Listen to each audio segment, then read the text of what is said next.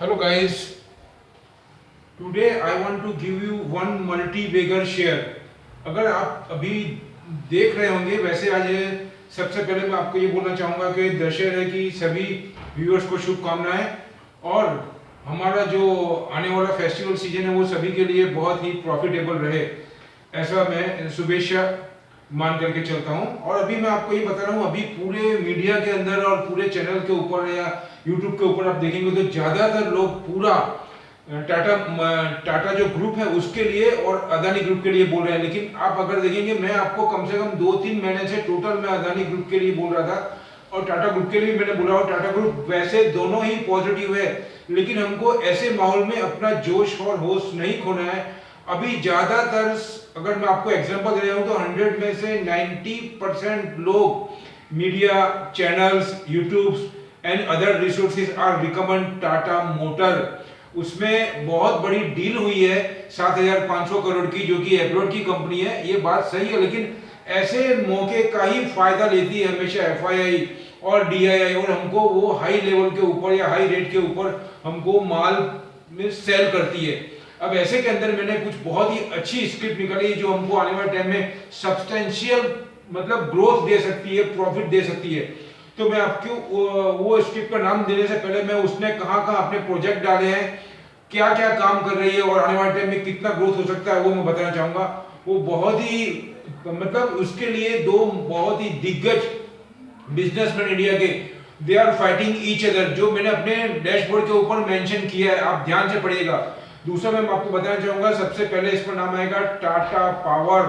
Tata power को मैं energy generation के हिसाब से दे रहा हूं, लेकिन मेरा जो मेन फोकस है उसके अंदर मैं बोलना चाहूंगा आपको, वो है solar energy. Solar power is the main point as per my recommendation this share.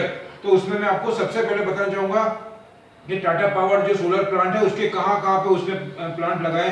एक 1705 मेगावाट का आपको ये बताना चाहूंगा यहाँ पे 2 मिनट के लिए, कि अगर हम 5 से 10 मेगावाट का एक जनरेटर डालते हैं या पावर प्लांट डालते हैं, उसकी करोड़ ऑफ रुपीस में उसकी वैल्यू आती है, आप सोचिए।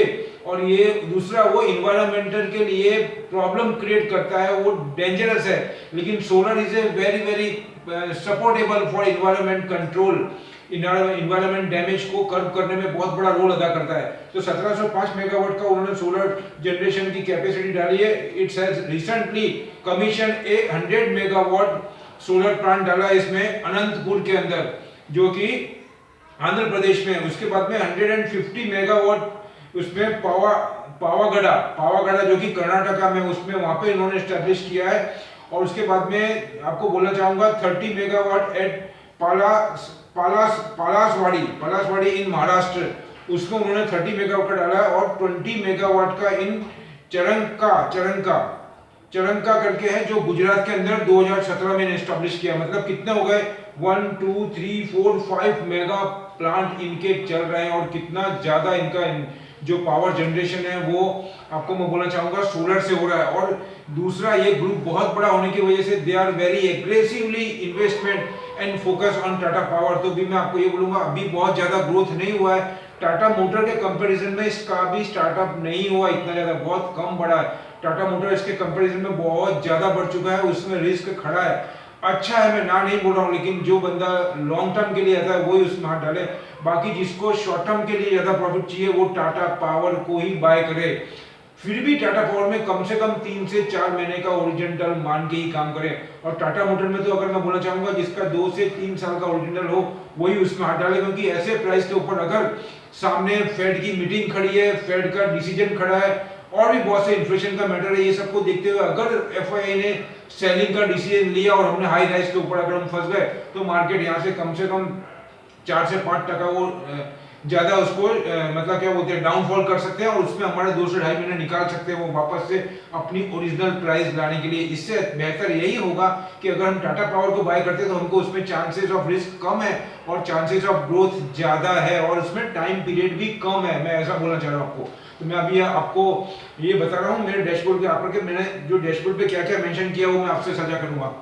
अभी इसके अंदर मैंने आपको ये बताना चाहूंगा, जो मैंने मेंशन किया है वो है, do not buy Tata Motor, buy at Tata Power. Reason is solar energy focus by this company right now. उसके बाद में climate change is the main focus area of world now. ये आप समझ रहे हैं, जो मैं काफ़ी वीडियो में आपसे डिस्कस कर चुका हूँ।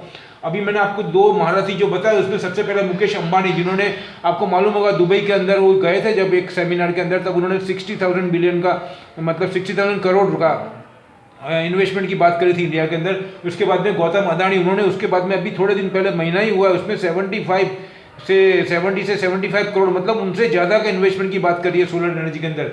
ऑफ जाइंट ईच अदर, वो एक दूसरे के अंदर कंपटीशन चल रहा है, उसका बेनिफिट हमारी इकोनॉमी को मिलेगा और इन्वायरमेंट प्रोटेक्शन में गवर्नमेंट को सपोर्ट मिलेगा।